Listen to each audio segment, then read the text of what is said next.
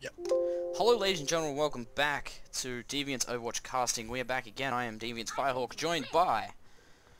Deviance Rage Killer.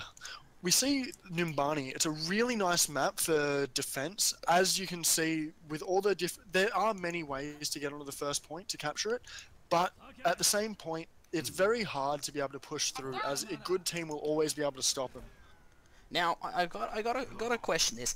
What do you think about the double snipers right now and no healer?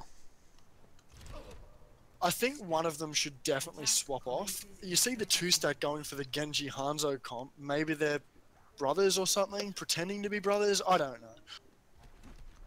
Interesting. Do you think a high offense comp can work if they know what they're doing? If they know how to stay away from like the big threats and all that, a high offense group can very much benefit, like on this, especially on this map, because if they have a lot of damage and they know what they're doing, it's very hard to stop them. How would you counter a comp like this? I would probably say a Winston or maybe a Hog, because a hook on 5 out of 6 of them would be an insta-kill. Interesting, though. The D.Va pick is quite nice with the mobility, able to just, again, zone, really. Yeah, very much so. A D.Va pick can always be good on this map because of the fact she can just fly around and really just annoy people if she's not doing that much damage in general. See Hanzo going down, they're trying to push on the point, but like you say, no healer's definitely hurting them. D.Va in a bit of trouble. The opposing team doesn't have any tanks though, with running Lucio, Hanzo, Junkrat, Soldier, Genji, and Torbjorn. Torb could be a very big threat because a turret can just aim automatically and you don't really have to worry about it, while Torb can be taking out someone else. Do you think that this is actually enough to hold though? It depends. It depends on how each team's skill level is. If they have enough skill, the opposing team should be able to defend with that comp, but not having a tank could be a big issue. See Hanzo getting some kills right now. Definitely kind of working for them, but I don't think it's working quite enough because they really need to push them out and take the point. We see D.Va going in hard, but it's going to be met by the Torbjorn turret and their entire team right now turning up. D.Va going out of mech. D.Va probably won't last, but she somehow survives. But did buy enough time for a team to start moving up, but without that heal, they can't really move up.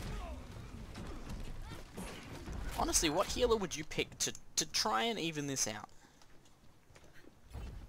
With the comp that they're running at the moment, I'm thinking maybe an Ana, because a sleep dart to any of the opposing team can be vital with being able to push on. We see their Genji right now playing with the D.Va. Looks like he's probably going to get the kill right now with that. He's quite good at the mobility, but D.Va does get mech in time. That's one of the best things about D.Va, I honestly think, is the ability to survive when you do go down, effectively giving you an extra life. She very much has like 2 lives. She becomes Tracer without all the blinking around, because she has the same health pool as her at 150, but she also does about 20 damage per bullet, which can be very, very destructive if you know how to use her as Baby D.Va. Now, a question. This soldier right now is not really moving. He should really honestly be right nose into the point. Yeah, Soldier should definitely be up in the front line, sitting behind D.Va. That's generally the best position, to be just behind the tanks, but not too far behind. See Hanzo, however, filling that role. Yeah, and Soldier got taken out by the Junkrat and the opposing Hanzo.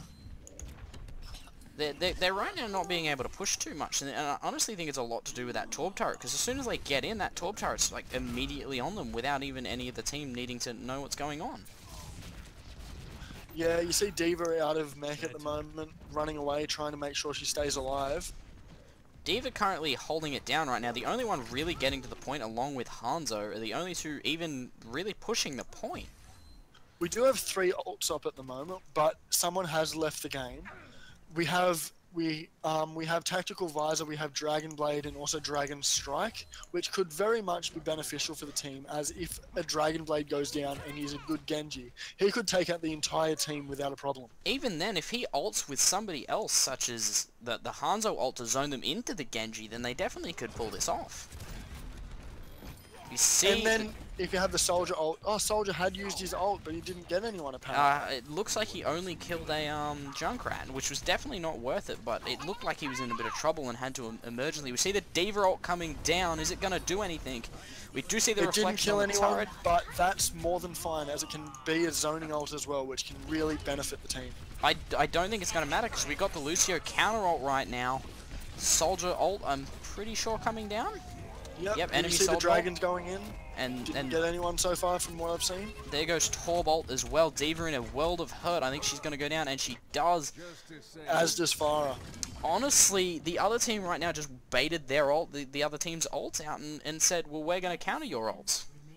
All that we can see right now is the fact that Genji still has his ult. Maybe he's waiting to save it so then he can be, like, sort of give him a surprise that they didn't think he had it anymore.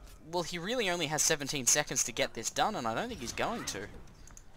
He could make it back. I'm not 100% sure on this, as it depends on how he swift strikes and where he goes to with the swift strike. We see D.Va on the point, trying to hold. She's not going to be able to do much as hard as she's trying. The only one really going for the point right now. And that is game, ladies and gentlemen. They really honestly needed a healer in that game, without a doubt. Who do you honestly think should have changed? Either the Widow or the Hanzo probably should have, in my opinion. Just because, like you say, without the ability to heal, they just kept dying. They couldn't push. It was very hard for them to be able to push with the team comp that they had. It's just not very beneficial for them. However, they didn't do too bad with the team comp they worked with, but like you said in the previous episode, which I accidentally didn't recall, but we don't talk about that. Swapping is key in this game. You really want to learn how to swap, to switch into whoever you need to counter what's going on. Right? Yes. I think that's I completely agree. Yeah. It's a game about swapping, honestly. Anyway, ladies and gentlemen, that was the match, and we'll see you guys in the next one.